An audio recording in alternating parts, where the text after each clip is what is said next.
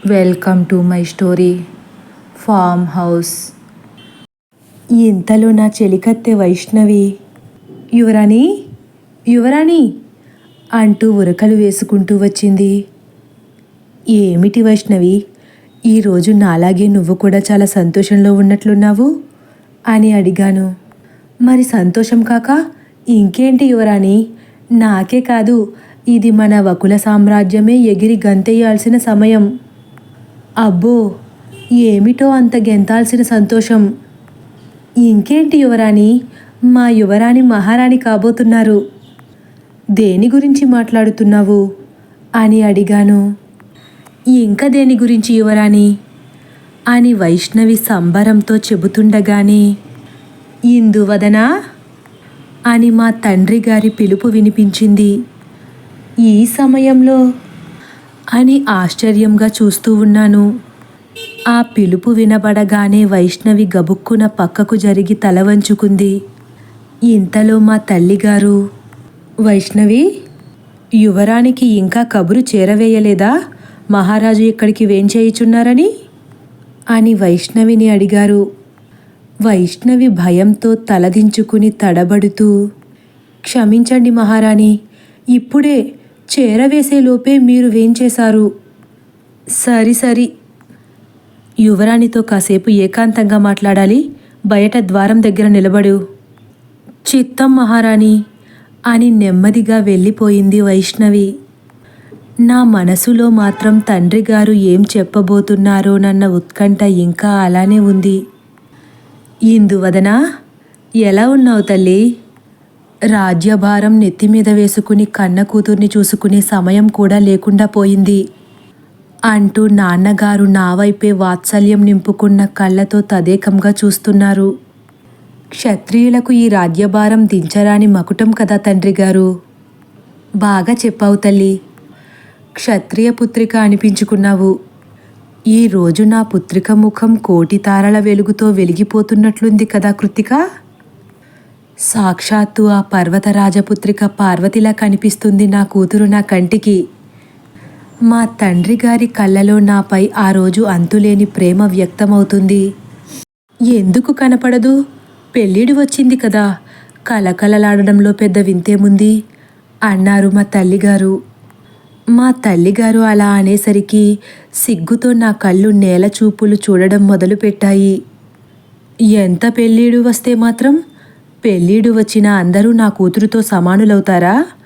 నా కూతురు నాకు వరప్రసాదం. ఇటువంటి పుత్రిక పుట్టాలంటే ఎన్ని అశ్వమేధ యాగాలు చెయ్యాలో అన్నారు మా తండ్రి గారు. చాలు చాలు, ఇక చాలించండి. ఈ భూమి మీద మీ ఒక్కరికే పుత్రిక ఉన్నట్లు అతి చెయ్యకండి. నా ఒక్కడికే పుత్రిక ఉందనట్లేదు, నా పుత్రిక మాత్రమే కుందనపు బొమ్మలా ఉంటుందంటున్నాను. సరి సరి, ఇక మీ పొగడ్తల వర్షాన్ని కురిపించింది చాలు, కానీ మీ కూతుర్ని చూసిన వెంటనే వచ్చిన విషయం మర్చిపోయినట్లున్నారు.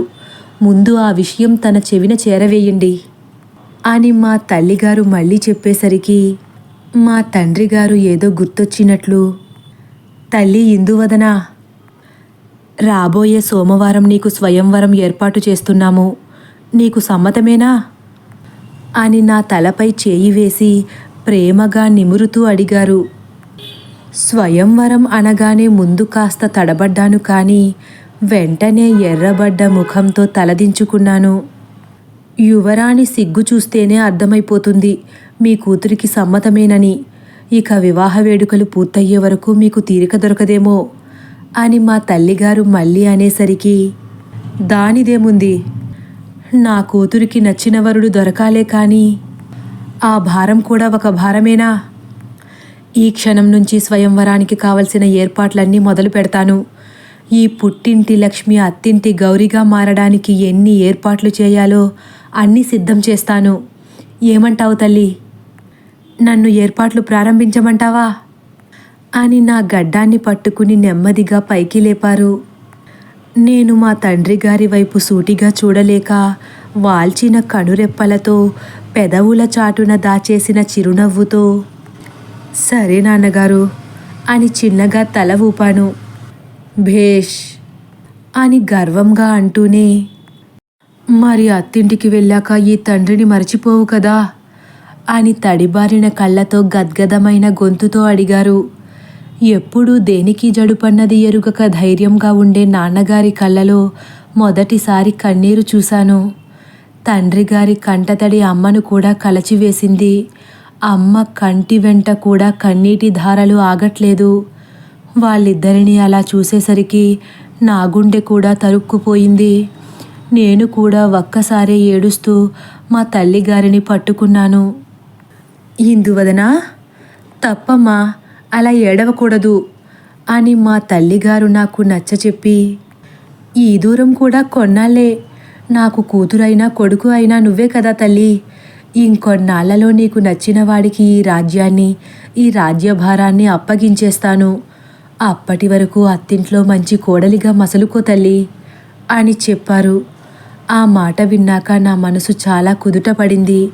అలా వాళ్ళిద్దరూ నాకు చెప్పాల్సిన విషయం చెప్పేసి అక్కడి నుండి వెళ్ళిపోయారు. వాళ్ళు వెళ్ళడమే వైష్ణవి మళ్ళీ సంతోషంతో గెంతులు వేస్తూ నా దగ్గరకు వచ్చింది. యువరాణి, నేను ఎందుకు ఇంత సంతోషంగా ఉన్నానో ఇప్పుడు అర్థమైందా మీకు? సంబరంగా అడిగింది. అని తలదించుకున్నాను. అబ్బో, యువరాణి మోము సిగ్గుతో కందిపోయేలా ఉంది. చాలు, ఆపు నీ అధిక ప్రసంగం అని వైష్ణవి నుంచి తప్పించుకోవడానికి వెనక్కి తిరిగి మళ్ళీ కిటికీ వైపుకు అడుగులు వేస్తున్నాను. మీరు ఎంత దాయాలని ప్రయత్నించినా నా నుండి మాత్రం దాయలేరు యువరాణి. నేను మీ ప్రియ చెలికత్తెనన్న విషయం మర్చిపోకండి. అయితే ఇప్పుడేం చేయమంటావు? ఈ విషయం రాజ్యమంతా చాటింపు వేయమంటావా? నా విషయం ఎందుకులేండి, రేపు ఎలాగో మీ స్వయంవరం విషయం రాజ్యమంతా చాటింపు వేస్తారు కదా. తర్వాత జరిగే మీ వివాహానికి 2 రాజ్యాల ప్రజలు బారులు కడతారు కదా. అప్పుడు ఎలాగో నేను మీ పక్కనే ఉంటాను. నేను మీ ప్రియ చెలికత్తెనని చెప్పకనే తెలుస్తుంది. అబ్బో, చాలా కలలే కంటున్నట్లున్నావు. ఎందుకు కనను? నా ప్రియ స్నేహితురాలి వివాహం దగ్గర పడుతుంటే ఆ మాత్రం సంతోషం ఉండదా? అసలే స్వయంవరానికి అగణిత కీర్తి కలిగిన రాజ్యాల నుండి ధీరాది ధీరులైన రాజులు వస్తుంటే అని అబ్బురంగా చెప్పింది వైష్ణవి. ఆ మాటకు నేను వెంటనే వెనక్కు తిరిగి, అవునా అన్నాను. అవునా ఏంటి మహారాణి? అవును, కాసేపటి క్రితమే మహారాజు మహారాణితో చెబుతుంటే విన్నాను. ఎవరికి వారే సరిసాటట. ఒకరు ఎక్కువ ఒకరు తక్కువ అని లేకుండా ఎవరు మీకు సరితూగుతారో ఆ రాజ్యాధీశులనే స్వయంవరానికి ఆహ్వానించారట మహారాజు అని వైష్ణవి చెబుతుండగానే, అయితే చంద్రపురి మహారాజు భైరవవర్మ విచ్చేయిచున్నారా అని ఆత్రంగా అడిగాను. ఆయన ఒక్కరు తప్ప వెంటనే తడుముకోకుండా చెప్పేసింది వైష్ణవి. అదేమిటి, ధీరాది ధీరులైన రాజులందరూ వస్తున్నారన్నావు? ఆయన ఒక్కడే ధీరుడా ఏంటి అని అనుమానంగా చూసింది. నేను వెంటనే ముఖం పక్కకు తిప్పేసుకుని, సర్లే, ఇంతకీ ఆయన గారు ఎందుకు రావట్లేదో, తండ్రి గారు ఆయనకు ఆహ్వానం పంపలేదా అని ఆ పున్నమి చంద్రుడి వైపు చూస్తూ అడిగాను. ఆయన గారికి మిమ్మల్ని చేసుకునేంత అదృష్టం లేదు యువరాణి. ఏం చేస్తాం, అదంతా ఆయన దురదృష్టం.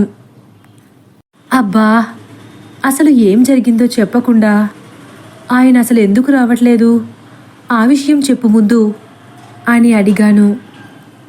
ఆయన గారికి వివాహం ఆడడానికి మేనమామ గారి కూతురు సిద్ధంగా ఉందట. వారినే వివాహం ఆడతారట భైరవవర్మ. అందుకే స్వయంవరానికి రమ్మని మహారాజు ఆహ్వానించినా సౌమ్యంగా తిరస్కరించారు అని వైష్ణవి చెప్పగానే అప్పటి వరకు ఎంతో సంతోషంతో నిండిపోయిందనుకున్న నా మనసు ఒక్కసారిగా 1000 ముక్కలైపోయింది. నా ప్రమేయమేమీ లేకుండానే నా కళ్ళలో నీళ్లు కదలాడుతున్నాయి. వెంటనే వైష్ణవికి అనుమానం రాకుండా కన్నీటిని తుడుచుకుంటుండగా, యువరాణి, ఏమైంది? ఏమీ లేదు, కంట్లో నలుసు పడింది. అంతేనా? ఇక దేని గురించైనా బాధపడుతున్నారేమోనని భయపడ్డాను. నేనెందుకు బాధపడతాను? ఏమో యువరాణి, ఆ భైరవవర్మ గారు స్వయంవరానికి రావట్లేదని తెలిసినప్పటి నుండి మీ ముఖం వాడిపోయినట్లు అనిపించింది. నేనేమీ ఆయన రాక కోసం ఎదురు చూడట్లేదే అని ఎంత ఆపుదామనుకున్నా కంట నీరు ఆగకుండా కారుతున్నాయి. యువరాణి, ఎందుకు ఏడుస్తున్నారు? చాలా గాబరా పడిపోయింది వైష్ణవి. ఏం లేదు వైష్ణవి, ఇక నువ్వు వెళ్ళు, నాకు నిద్ర ముంచుకొస్తుంది. లేదు, మీలో ఎప్పుడూ ఇంత నిస్సత్తువ చూడలేదు నేను. ఏం జరిగిందో చెప్పండి యువరాణి. ఏమీ లేదన్నానుగా. పూజ పూర్తి చేసి అలసిపోయాను, నువ్వు వెళ్ళు అని కాస్త కటువుగా మాట్లాడాను. వైష్ణవికి నాలోని బాధను గ్రహించి నా వైపే చూస్తూ అక్కడి నుండి వెళ్ళిపోయింది. వైష్ణవి వెళ్ళగానే అప్పటి వరకు బలవంతంగా ఆపుకున్న కన్నీటి సంద్రం ఒక్కసారిగా ఉప్పొంగింది. నా ఒంటి మీద ఉన్న నగలు, మేలి ముసుగు అన్నీ విసుగ్గా తీసి పక్కన పడేసి మంచంపై వాలిపోయాను. నా కంట కారుతున్న కన్నీటికి ఆనకట్ట వేయలేకపోయాను. ఎంత నా మనసుకు సర్ది చెబుదామని చూస్తున్నా నా మనసు నా మాట వినేలా లేదు. ఎప్పుడూ భైరవవర్మ అందం, ధీరత్వం, రాజసం గురించి పదే పదే మా తల్లిగారితో తండ్రిగారు చెబుతూ ఉండేవారు. ఆ మాటలు వింటున్న నాకు భైరవవర్మను చూడకుండానే నా మనసు ఆయన వశమైపోయింది. వివాహం అంటూ చేసుకుంటే భైరవవర్మనే చేసుకోవాలన్న కోరిక దృఢంగా బలపడిపోయింది. కానీ నా కోరిక నెరవేరదని తెలిసిన ఆ క్షణం నా బాధ వర్ణించ వీలు కానిది. అలా భైరవవర్మనే పెళ్లి చేసుకోవాలన్న నా కోరిక ఒక్కసారిగా ఆవిరైపోయింది. వద్దన్న కంట నీరు ఆగట్లేదు. నా మనసు నా మాట వినకుండా ఎందుకు అంత అదుపు తప్పుతుందో అర్థం కాలేదు. ఒక మనిషిని జీవితంలో ఒక్కసారి కూడా చూడకుండా కేవలం అతని గురించి విన్నంత మాత్రాన అంత ప్రేమ ఎలా పుట్టుకొచ్చిందో నాకు అర్థం కాలేదు. అలా చాలాసేపు ఏడ్చి చివరగా ఒక నిర్ణయం తీసుకున్నాను. రేపు ఉదయమే మా తండ్రి గారి దగ్గరకు వెళ్ళి నాకు స్వయంవరం ఇష్టం లేదని చెప్పేద్దామని అనుకుని భారంగా నిద్రపోయాను. ఆ రోజు ఆలస్యంగా నిద్రించిన కారణంగా మరునాడు ఉదయం త్వరగా మెలకువ రాలేదు. సమయం ఉదయం 6 గంటలు కావస్తుంది.